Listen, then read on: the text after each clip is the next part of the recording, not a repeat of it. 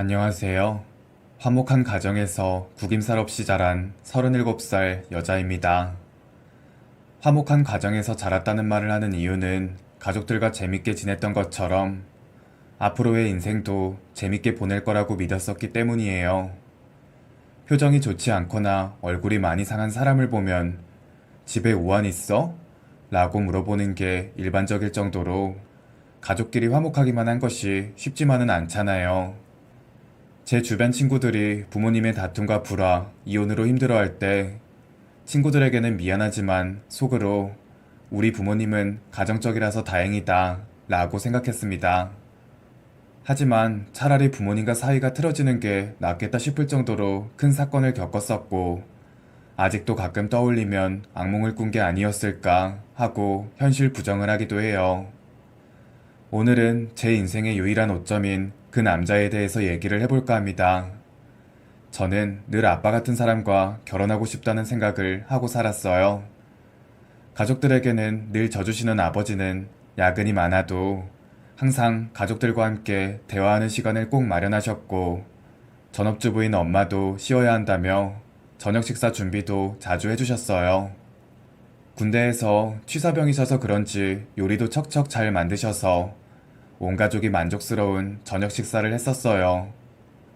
그리고 어린 시절에는 태권도 좀 배웠다고 누나한테 발로 차는 신용을 하는 남동생에게 승희 누나는 세상에 하나밖에 없는 승민이 누나야.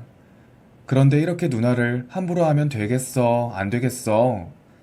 엄마 아빠 없으면 누나가 승민이 엄만데 승민이는 엄마한테 안 그러잖아. 누나랑 사이좋게 지내야지. 라며 교육을 시키셨고, 그 덕에 동생은 큰 잡음을 만들지 않고 우애를 돈독히 다질 수 있었습니다. 좋게 말하면 다정한 거고 나쁘게 말하면 오냐오냐 키우는 것일 수도 있었죠. 하지만 지금 생각해보면 자식들이 모난 구석 없이 해맑게 잘 커주니까 훈육을 그렇게 막 매섭게 하지 않으셨던 것 같아요. 그렇게 클 수 있었던 건 아빠 덕분인 게 제일 큰데 배은망덕한 저는 아빠를 만만하게 보기 시작했습니다. 아빠는 회사에 출근하실 때마다 저를 학교까지 데려다 주었고 용돈이 떨어졌다고 달라고 하면 일말의 의심조차 안 하시고 그냥 돈을 턱턱 쥐어주셨는데 어린 저는 그게 너무 당연하게 느껴지다 보니 씀씀이가 학생답지 않게 해퍼졌습니다. 화나면 아빠한테 풀고 친구랑 학원 째고 놀러가고 싶은데 돈이 없으면 학원에서 교재 사오라고 했다고 돈 달라고 거짓말하고 그렇게 공부를 손에서 놓게 된 중학교 2학년 때부터 저는 학원도 제때 나가지 않은 채 바깥으로 나돌았습니다. 그래봤자 15, 16살인데 그때는 왜 그렇게 중학교 3학년 선배들이 멋있어 보이던지 같이 어울려 다니면서 새벽 시간까지 노래방이랑 게임장을 전전했고 나중엔 한 선배의 집으로 들어가 청소년의 신분으로 음주까지 한 적도 있습니다. 아직까지도 후회하는 제 과거 중 하나예요. 지울 수만 있다면 싸그리 흔적도 없이 지우고 싶은 그런 기억입니다. 하지만 그때는 친구들이 제일 중요하고 사라지면 정말 마음이 송두리째 뽑히는 것 같은 아픔을 느끼는 시절이잖아요. 그래서 사소한 약속도 무조건 기를 쓰고 나가고 그랬던 것 같아요. 그런데 그 선배들이 졸업을 해서 동네 상고나 공고에 전학을 갔고 저는 3학년이 되었는데 저처럼 공부를 안 하던 애들도 고등학교 선행학습을 시작하면서 면학 분위기를 잡아가는 거예요. 중3 겨울쯤에 있는 연합고사를 어찌나 다들 그렇게 열심히 준비하는지 저도 공부를 해야 할 것 같다는 생각을 그때 하게 됐고 그날 이후로 같이 놀던 친구들과 거리를 두기 시작했습니다. 자는 시간 빼고는 무조건 학교 아님 학원에 있겠다는 일념으로 그 친구들이 술 마시러 가자느니 새벽에 노래방을 가자느니 갖은 술을 써서 저를 유혹을 해도 저는 공부를 해야 하니 너희끼리 놀라고 하곤 목표한 데까지 꼭 공부를 마친 다음에야 잠에 겨우 들곤 했습니다. 성적이 조금씩 오르는 걸 보면서 저도 연합고사에서 좋은 성적을 받을 수도 있을 것 같다는 희망에 부풀었었죠. 친구가 이제는 마음을 다잡고 공부를 하는구나 하고 저를 이해해줬으면 참 좋았을 텐데 저와 함께 어울리던 친구들은 저 혼자서 다른 친구들 모두를 따돌린다며 저를 이상한 애 취급하기 시작했어요. 야, 오빠들이 술 사준대. 민자들 뚫리는 술집 찾았다던데? 야, 그거 1년 바짝 붙잡고 있는다고 되겠냐? 이미 글렀어. 책 덮고 술이나 마시자. 그러게, 호박이 줄 긋는다고 수박되는 거 아닌 거 알잖아. 그냥 나랑 같이 미용고 가서 미용이나 배우자. 애들이 그렇게 저를 꼬드겨서 불건전한 곳으로 데리고 가려고 할 때마다 점점 부끄러워지는 제 자신을 느꼈습니다. 그러게 애초에 이런 질 나쁜 애들과 어울리지 않고 공부만 착실하게 잘했더라면 이런 일은 겪지 않았을 텐데 싶은 겁니다. 물론 제가 자초한 일이긴 했지만 그렇다고 해서 계속 공부에 뜻이 없는 애들이랑 놀면서 시간을 낭비할 수는 없는 거잖아요. 성적이 시원찮아도 인문계에 턱걸이를 할 수 있는 정도라도 되면 좋겠다는 마음으로 자는 시간까지 서너 시간으로 줄여가며 열심히 공부를 했습니다. 평소에도 새벽까지 노느라 바깥을 돌아다녔는데 공부를 시작하면서 계속 독서실에 자리 잡고 있으니까 부모님 입장에서는 이러나 저러나 밖에 있다가 집에 자러 들어오는 것처럼 보였을 거예요. 성적표를 보여달라는 말씀도 안 하시고 그저 우리 딸이 공부를 열심히 하는구나 라고만 생각하셨습니다. 예나 지금이나 저를 믿어주시는 그 모습에 마음이 아려오더라고요. 그래서 더 잠 쫓아가면서 열심히 공부했습니다. 그냥 자기 갈 길 가도록 저를 내버려줬으면 좋겠는데 저와 같이 놀던 친구들은 학교에서건 학교 밖에서건 저를 수시로 괴롭히기 시작했습니다. 네가 그 머리로 이제 와서 공부한다고 뭐라도 되는 줄 알아? 생각할수록 어이없네. 야, 너만 이제 와서 이렇게 발 빼겠다고? 놀자고 하는데도 계속 무시하고 그러니까 화가 났을 수는 있어요.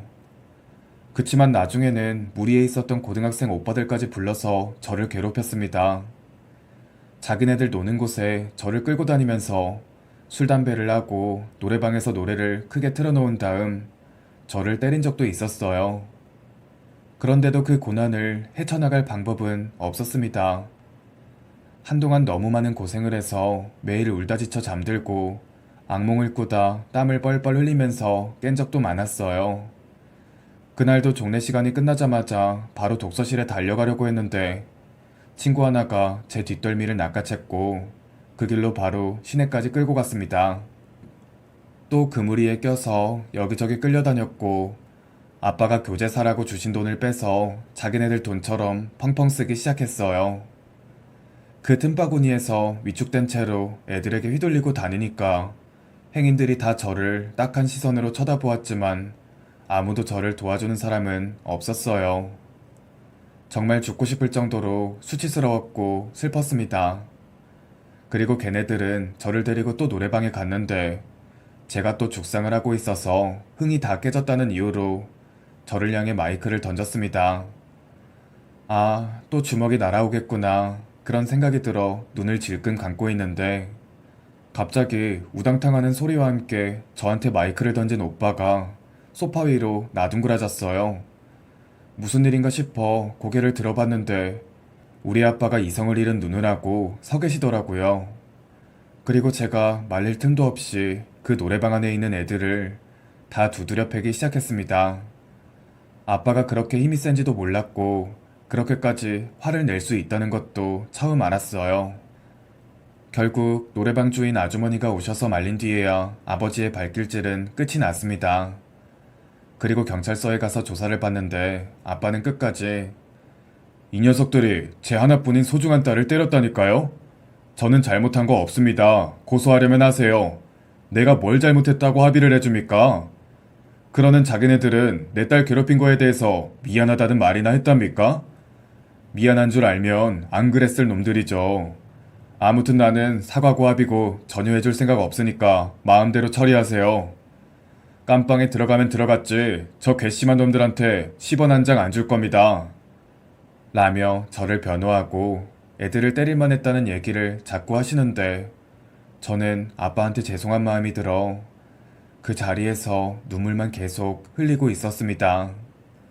저를 괴롭히던 애들의 부모님들도 오셨는데 사건의 자초지종을 듣고서는 그래도 부끄러운 줄은 아셨던 모양인지 합의를 보자는 얘기도 안 하시고 조용히 자녀들을 데리고 경찰서를 나갔어요.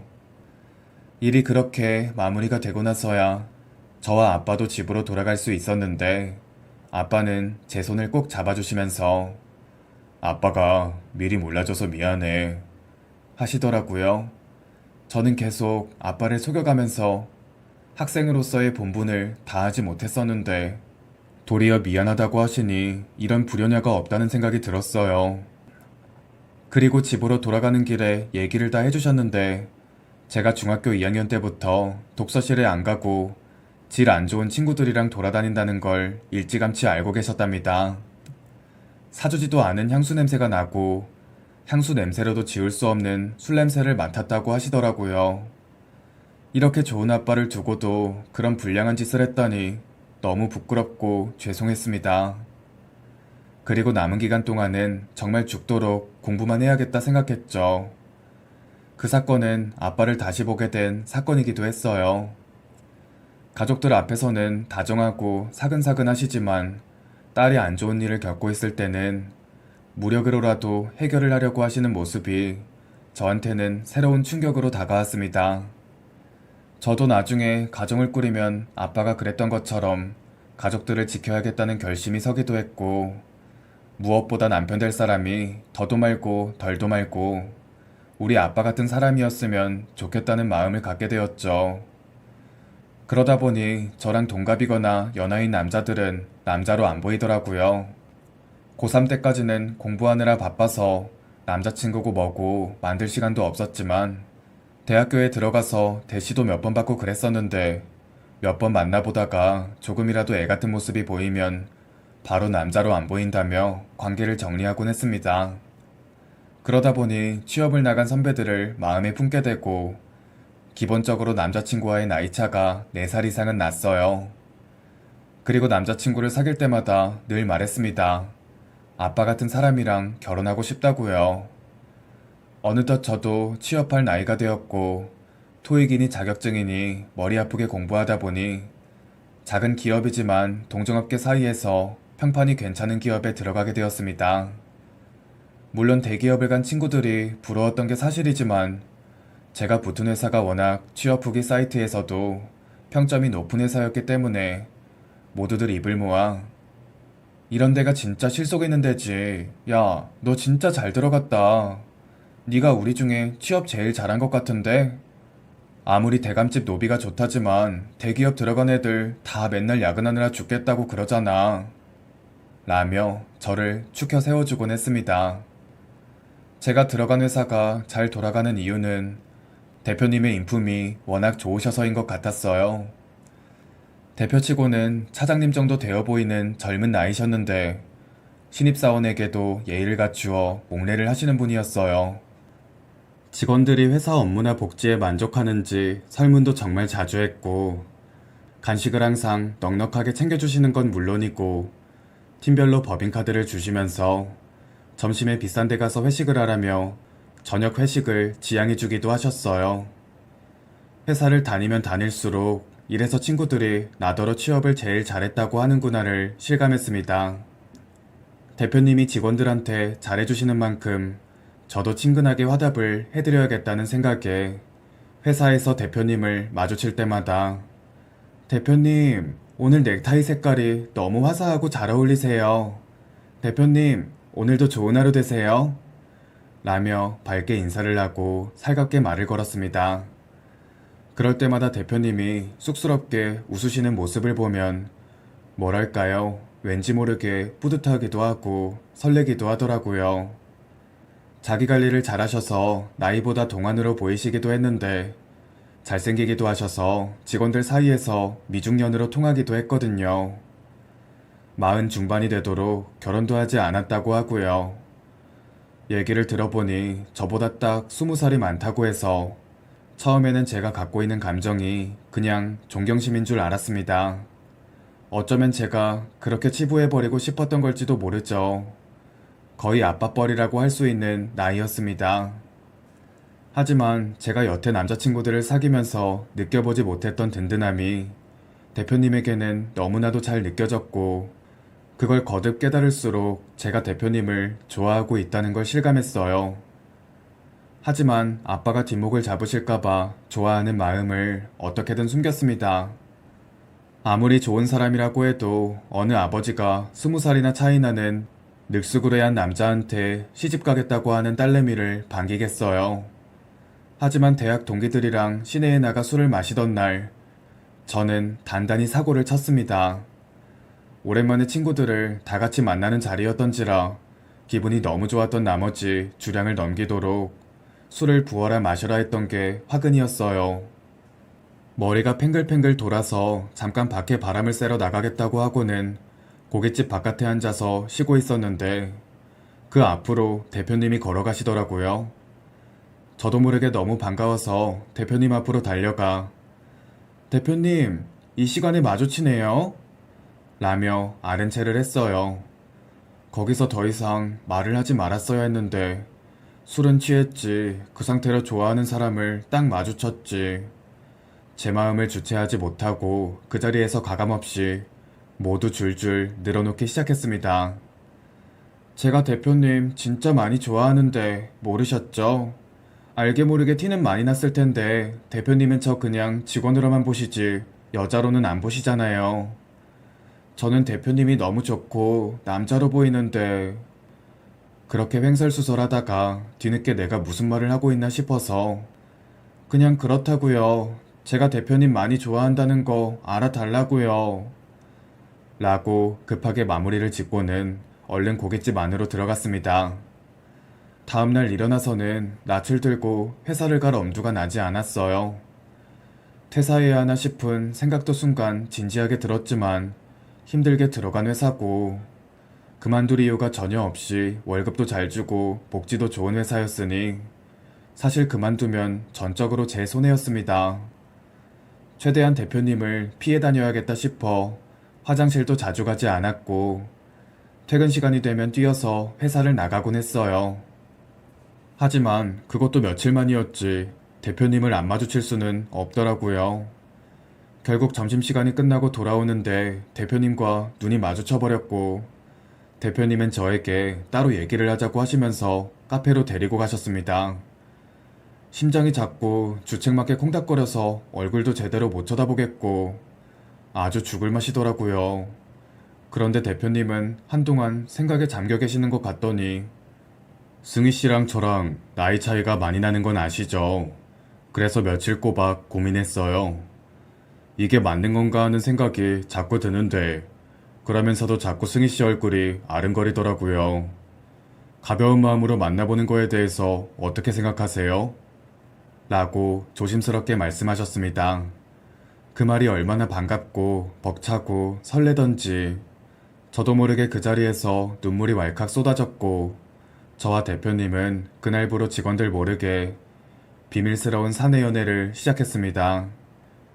저와 시간차를 두고 퇴근을 한 다음 좀 멀리 떨어진 곳에서 만나 남자친구의 차를 타고 데이트 장소로 가거나 업무 결제를 핑계로 대표실에 왔다 갔다 하면서 얼굴을 보는 것이 그렇게 달콤할 수가 없었어요. 결혼을 준비할 때가 되어서야 대표님은 사내 게시판에 저와의 결혼 소식을 알렸고 완전 아무것도 모르는 분들도 계셨지만 사내 연애는 복사기도 안다고 생각보다 많은 분들이 저와 대표님이 사귄다는 걸 알고 있었다고 하더라고요. 그것도 모르고 철통 같은 보안 속에 비밀 연애를 한다고 생각했는데 모두들 알고 계셨다니 민망하면서도 모두가 좋은 남편감이라고 입을 모아 말하던 대표님을 차지했다는 생각이 드니까 좀 우쭐해지기도 했습니다. 아, 집에 남자친구를 데리고 가서 결혼하고 싶다고 했을 때 온 가족이 깜짝 놀라긴 했어요. 특히 저를 끔찍이 아끼시는 아빠가 결혼을 다시 생각해보라며 말리셨죠. 저는 그때 남자친구랑 결혼에 성공하는 게 제 인생에서 가장 큰 목표인 양 아빠를 끈질기게 설득했고 그래도 허락해주기는 힘들겠다고 말씀하셔서 아빠가 맨날 딸한테 잘해줘서 아빠 같은 사람이 좋은 걸 어떡해. 그러게 아빠가 그렇게까지 애지중지 안 했으면 내가 나이 20살씩 차이 나는 사람 안 데려왔지. 라며 생떼를 쓰기까지 했어요. 결국 자식에게는 부모 없다고 아버지는 결혼을 하라고 하셨고, 저는 회사 직원들의 축복 속에 꿈결 같은 결혼식을 치렀습니다. 남편은 정말 아빠의 모습을 많이 닮아 있었어요. 사이비 전도를 하려고 하는 사람들에게도 신사적으로 대할 정도로 인품이 좋은 사람이었어요. 회사뿐만 아니라 동네에서 평판이 좋았던 것도 당연했고요. 게다가 공사구분도 얼마나 잘하는지 다른 부장님 한 분이 승희씨, 이제 사모님이잖아요. 임원 자리 하나 주셔야 되는 거 아니에요, 대표님? 이라며 남편한테 농담을 했는데, 그래도 그 직급에 상응하는 만큼의 일을 하거나 승진 시험에 통과를 해야죠. 승희 대리는 지금 대리로서의 역할을 너무 잘해주고 있지만 차근차근 직급이 올라가는 것이 승희 대리의 발전을 위해서도 좋다고 생각해요. 저와 다른 직원들을 똑같은 눈높이로 바라보고 그렇게 답변을 하더라고요. 조금 더 서운하지 않았다면 거짓말이겠지만 그게 지극히 당연한 거니까요.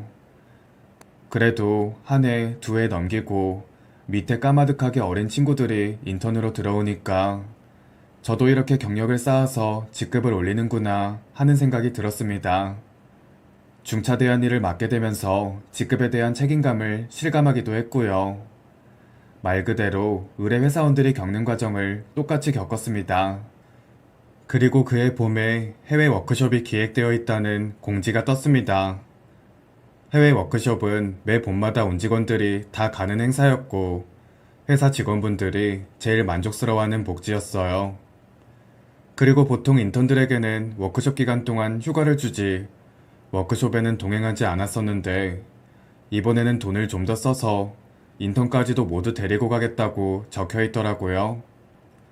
건물의 안전과 청결을 책임져 주시는 경비 아저씨와 청소부 아주머니도 항상 워크숍에 동행할 수 있도록 경비를 넉넉하게 쓰는 남편이었는데 인턴들까지도 데리고 간다고 하니까 제 남편이지만 참 대단하다는 생각이 들었습니다.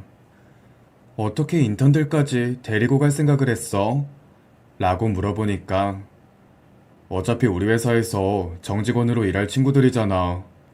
지금도 너무 많이 수고해주고 있고 왜 진작 인턴들을 안 데리고 갔나 하는 생각도 들더라고. 그래서 이번 연도부터는 인턴들까지 다 같이 가려고. 아예 학예 동계 한 번씩 가는 걸로 바꿔도 괜찮을 것 같아. 라고 하며 사람 좋은 미소를 짓더라고요. 회사 규모가 점점 커져서 제가 입사했을 때보다 직원이 70명가량 늘었는데 그렇게 견고하게 잘 자랄 수 있는 것도 바로 직원들을 귀하게 여길 줄 아는 대표의 마인드 덕분이라는 생각이 들었습니다. 워크숍은 베트남으로 떠나기로 했습니다. 그런데 출국하기 며칠 전에 남편이 서운한 소리를 하더라고요. 올해부터는 워크숍 갈 때 여보랑 나랑 방을 좀 따로 쓰는 게 맞는 것 같아. 사실 이해가 잘 안 됐어요. 모든 직원분들이 저와 대표가 부부 사이라는 걸 알고 있는데 이제 와서 방을 따로 쓸 필요가 있나 싶었습니다.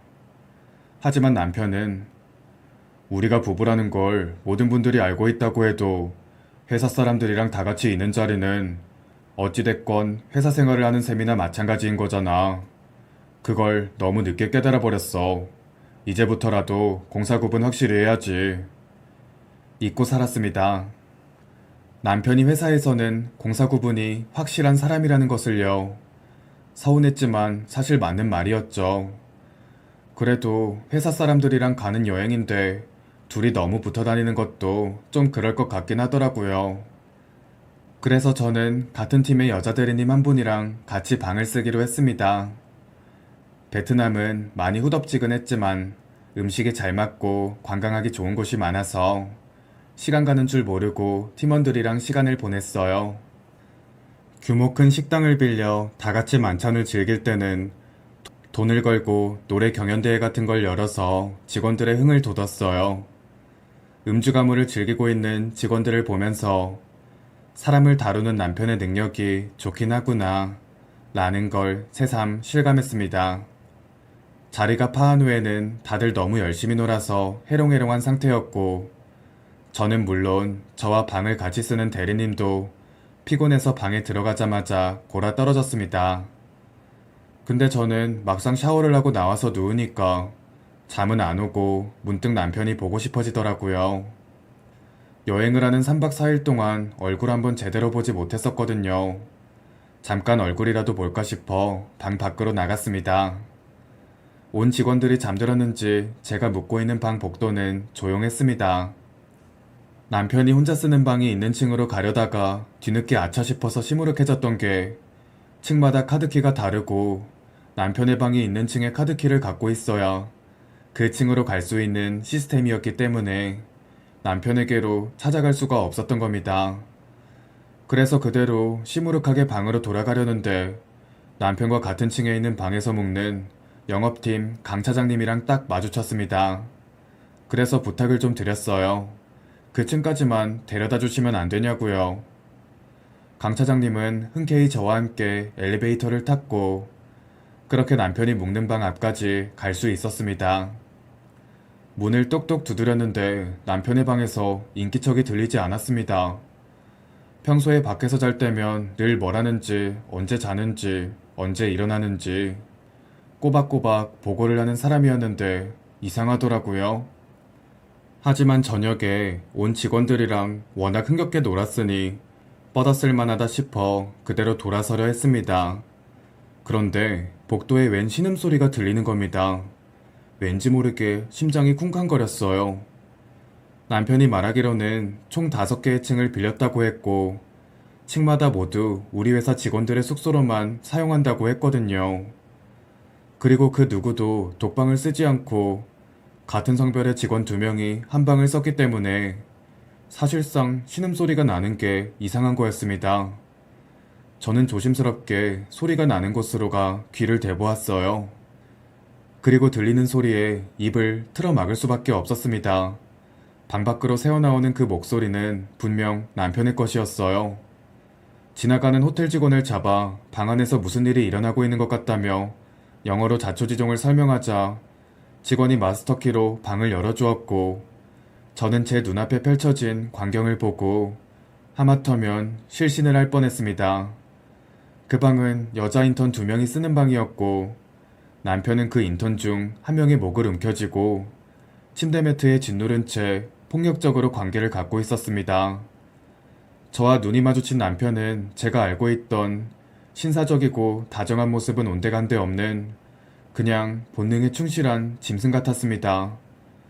남편에게 당하고 있던 인턴은 힘없이 침대에 늘어진 채 울고만 있었고 다른 침대에 웅크리고 앉아있던 다른 인턴은 베개를 끌어안은 채 벌벌 떨고 있었습니다. 물론 둘 다 나체였고요. 처음에는 제가 어떻게 해야 좋을지 모르겠더라고요.